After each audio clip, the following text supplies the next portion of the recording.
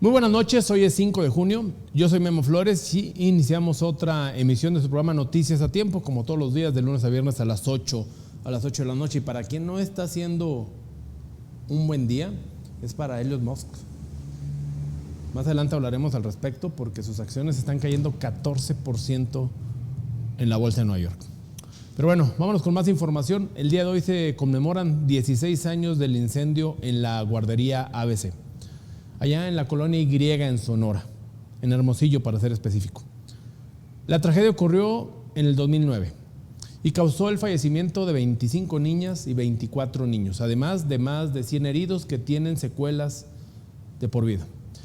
El caso de esta instancia infantil, subrogada por el Instituto Mexicano del Seguro Social, que por cierto sus propietarios tenían relaciones con la esposa del expresidente Felipe Calderón, Margarita Zavala, es un ejemplo de lo que es impunidad en este país. Hoy familiares denunciaron la reducción de las condenas de las personas sentenciadas. Un total de 32 personas fueron procesadas por la tragedia en Hermosillo.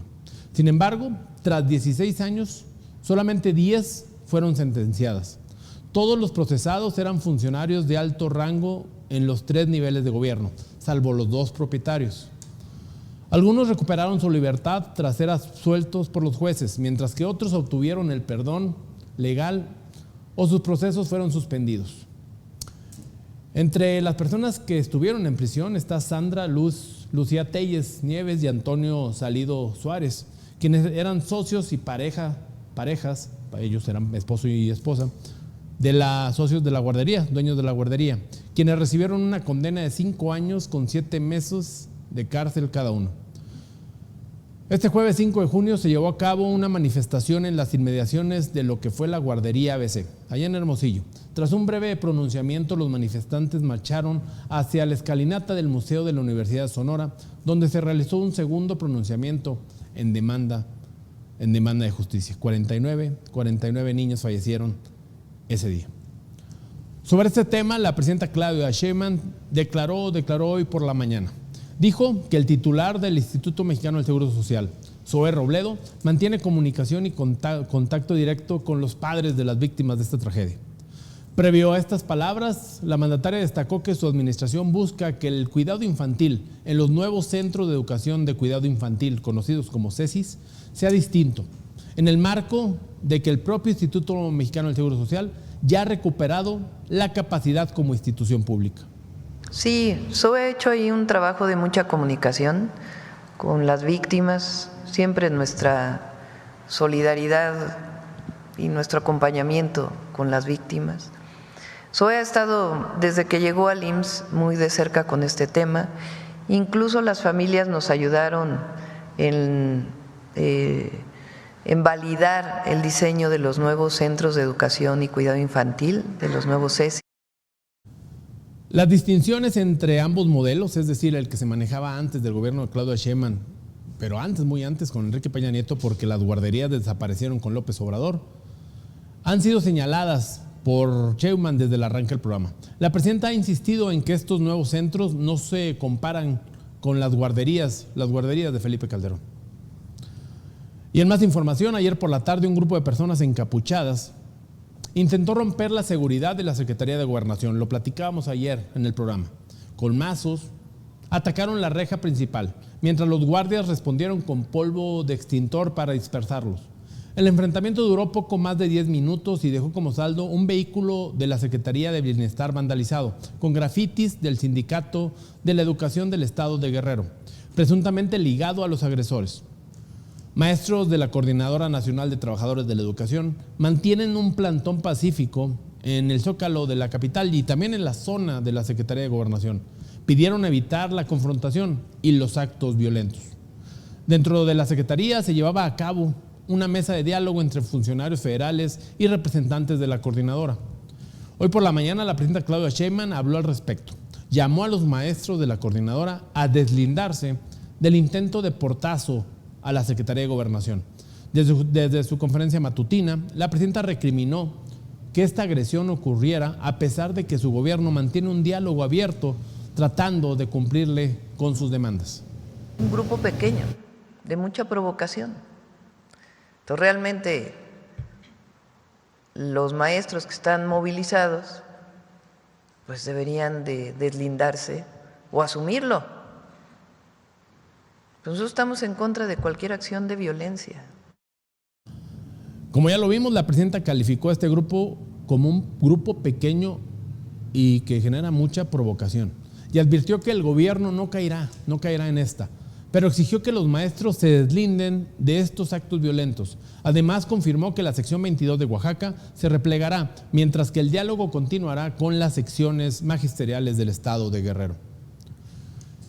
Y por segundo día consecutivo, la Coordinadora Nacional de Trabajadores de la Educación protagonizó disturbios en la Ciudad de México. Desde el 15 de mayo pasado mantienen plantones, cierres de calles, cierres de sistemas de transporte en la capital del país. Están volviendo locos y locas a los ciudadanos de la capital de México. El día de hoy, este jueves, un grupo de maestros de la Coordinadora Estatal de Trabajadores de la Educación de Guerrero irrumpieron en las oficinas del Sindicato Nacional de Trabajadores de la Educación, el que coordina y maneja y con el cual monetiza Alfonso Cepeda Salas, oriundo de Coahuila. Bueno. Seguimos avanzando. Los docentes disidentes prendieron una fogata. Hay que recordarle a la gente que la Coordinadora Nacional de Trabajadores de la Educación tiene una pelea constante con el Sindicato Nacional de Trabajadores de la Educación. Son cosas totalmente distintas. Uno, principalmente, la coordinadora manejando la educación en el sur del país y el sindicato en las demás regiones del país. Pero bueno, los docentes de la coordinadora prendieron una fogata al interior del inmueble del sindicato, quemaron mobiliario, fotografías oficiales y en el exterior también incendiaron otros objetos.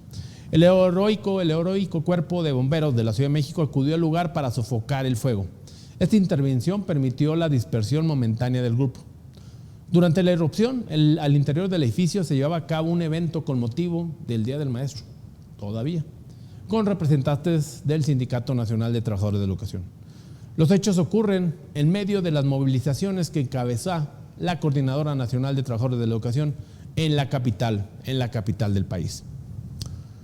Y el día de hoy es el Día Mundial para conmemorar el medio ambiente. El gobierno federal lanzó una estrategia nacional para la limpieza de las playas y las costas. La secretaria de Medio Ambiente, Alicia Bárcenas, presentó la estrategia durante la conferencia matutina en Palacio Nacional. Pero hoy esta celebración se va a dedicar a la limpieza, a la eliminación de los plásticos. Y miren por qué. Cada día emitimos, nosotros en México, generamos 15,000 toneladas de plástico diarios, de los cuales el 80% van a dar a las costas y a las playas del país. Esto es lo que hoy queremos realmente invitar a la ciudadanía a que evitemos este daño que le estamos causando a nuestras playas, a nuestras costas y en general el plástico que vemos por.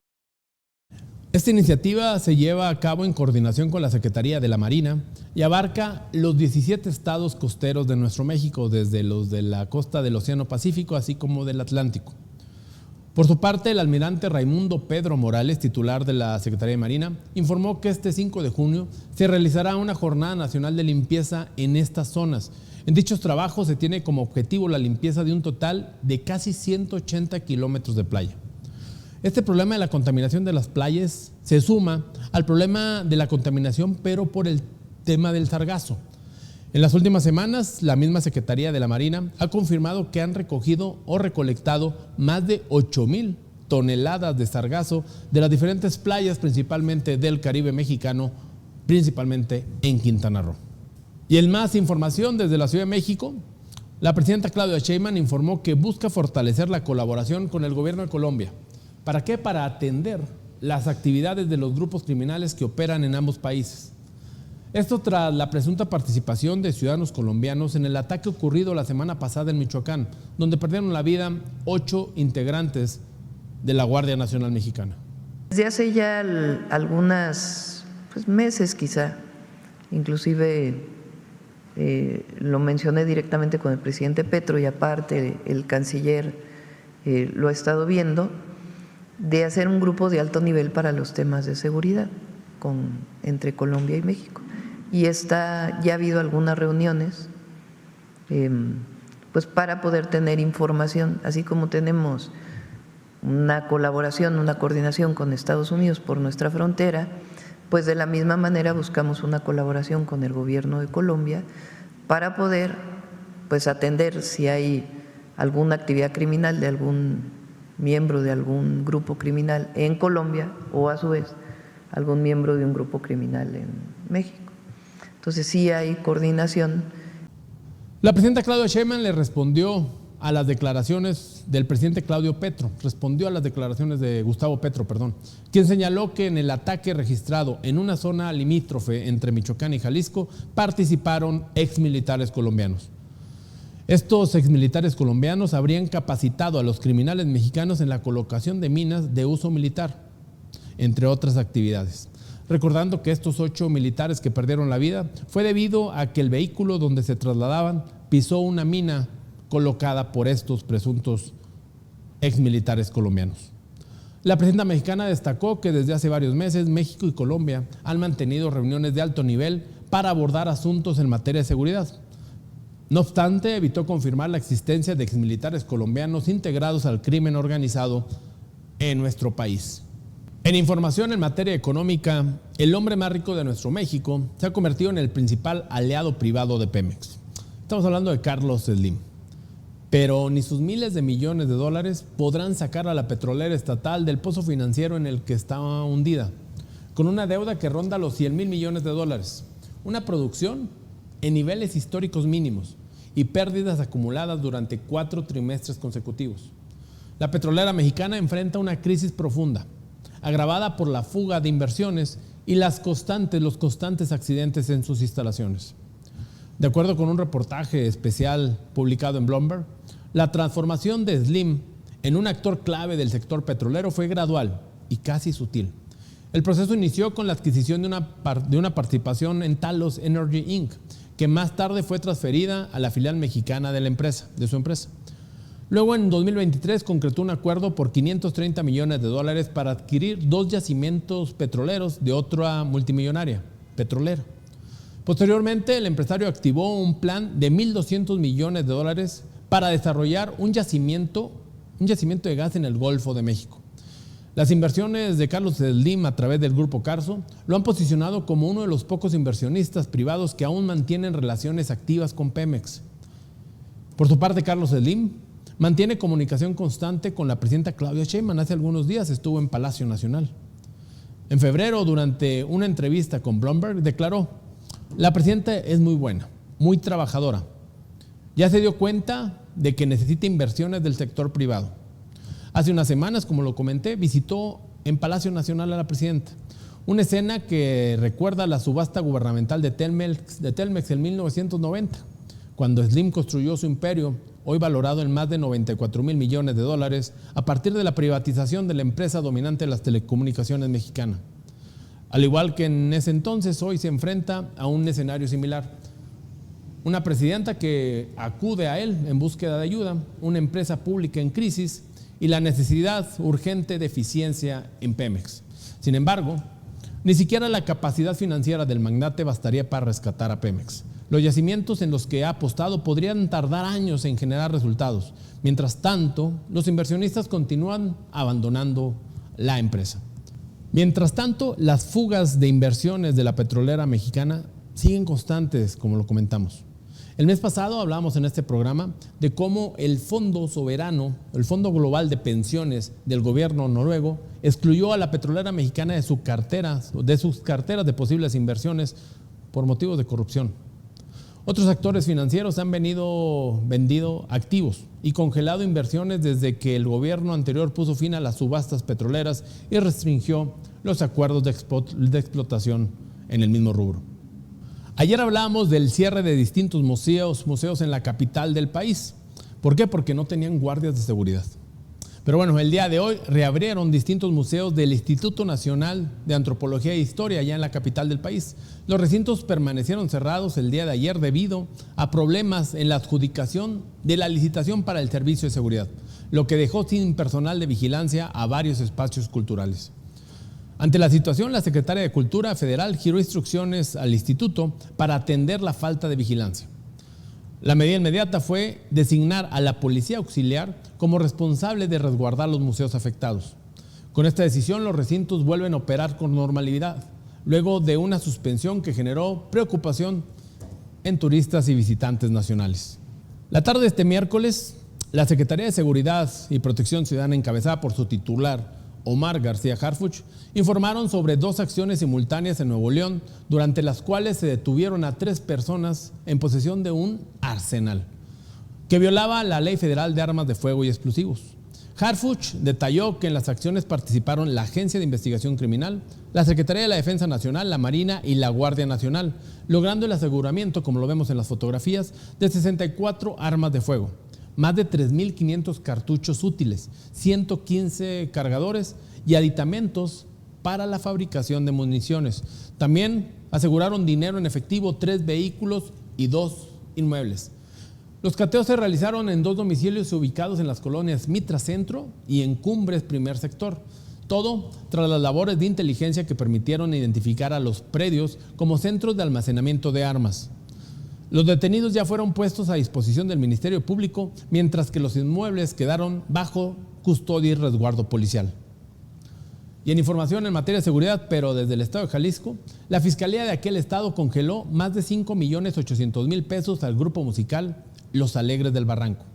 ¿Por qué? Porque sospechan que dicho monto proviene de actividades ilícitas. La cifra corresponde a las ganancias obtenidas en los conciertos que ofrecieron en Zapopan el pasado 29 de marzo. Durante esa presentación, hay que recordar, proyectaron imágenes de Nemesio Ceguera, alias El Mencho, líder del cártel Jalisco Nueva Generación, y también del Chapo Guzmán. Alfonso Gutiérrez Santillán, vicefiscal especial ejecutivo de investigación criminal, explicó que se detectó en este tipo de conciertos y en esta difusión de imágenes el delito conocido como apología del delito, por lo que las ganancias del evento podrían considerarse producto de una actividad ilegal. Las investigaciones se llevan a cabo conforme al artículo 310 del Código Penal de Jalisco, que contempla además una posible pena de entre 5 y 10 años de cárcel a quien se beneficie económicamente de esta actividad ilícita. En caso de ser vinculados a procesos, los integrantes de la agrupación podrían enfrentar prisión preventiva oficiosa como medida cautelar. De demostrarse que el dinero tiene un origen ilícito, sería asegurado por el Estado bajo el procedimiento de extinción de dominio. Lo que ya se terminó fue la luna de miel entre Donald Trump y Elon Musk. Así es, llegó a su fin. Esta mañana el presidente de Estados Unidos declaró estar decepcionado por la reciente oposición pública de Elon Musk a su proyecto de ley de recortes de impuestos y gastos, una de las principales propuestas económicas de su administración. He said the most beautiful things about me. And he hasn't said bad about me personally, but I'm sure that'll be next. But I'm very disappointed in Elon. I've helped Elon a lot. El presidente Donald Trump sugirió que la postura crítica del empresario se debe a la eliminación de créditos fiscales al consumo para vehículos eléctricos, medida incluida en su paquete legislativo.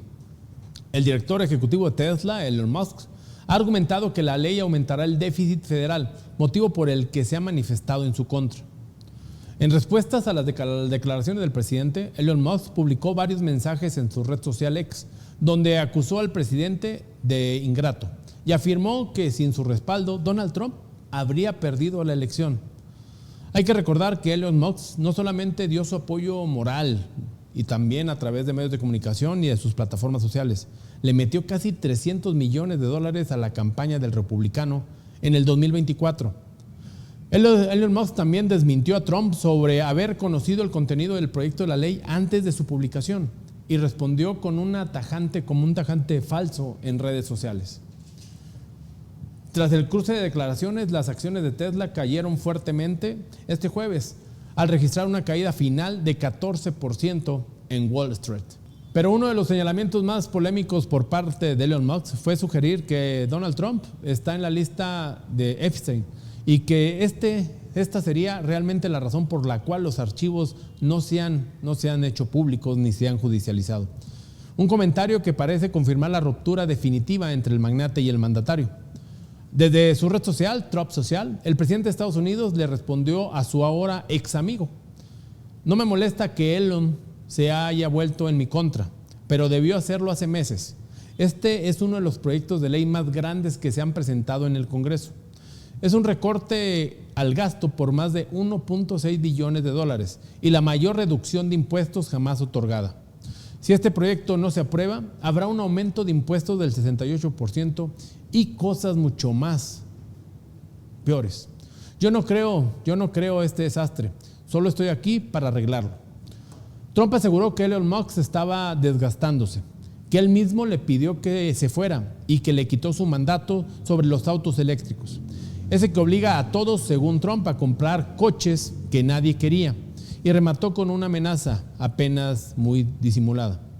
La forma más fácil de ahorrar dinero en nuestro presupuesto, miles y miles de millones de dólares, sería eliminar los subsidios y contratos gubernamentales de Elon. Siempre me sorprendió que Biden no lo hiciera. Por cierto, a esto último, Elon Musk ya contestó que si es la decisión de de Donald Trump amenazarlo con estos contratos principalmente con el tema de la industria aeroespacial, él empezaría a eliminar ya los cohetes con los cuales le está dando servicio al gobierno de los Estados Unidos.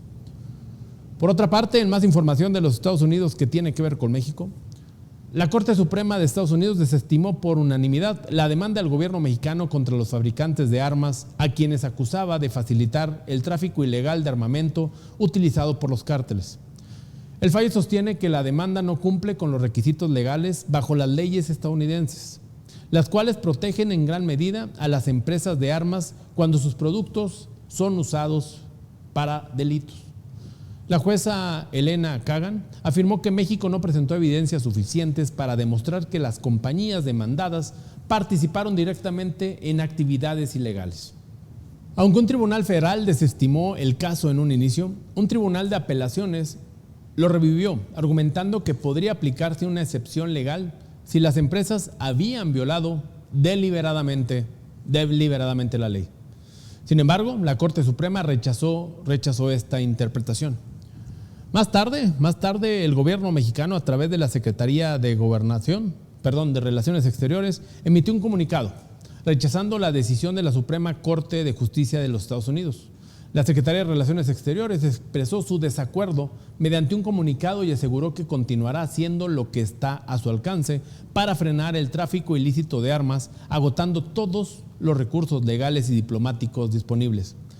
La Cancillería mexicana sostuvo que el país presentó argumentos sólidos que demuestran el daño que las empresas fabricantes de armas ocasionan a México. Y para finalizar el programa de hoy, vámonos a ver cómo va el frente de guerra entre Israel y Palestina. Siguen los fallecimientos. 4 periodistas murieron y uno más resultó gravemente herido este jueves tras un bombardeo del ejército israelí en la ciudad de Gaza. El ataque ocurrió en el patio del Hospital Bautista, en el centro de la ciudad, un lugar frecuentemente utilizado por reporteros para cubrir la situación de la franja.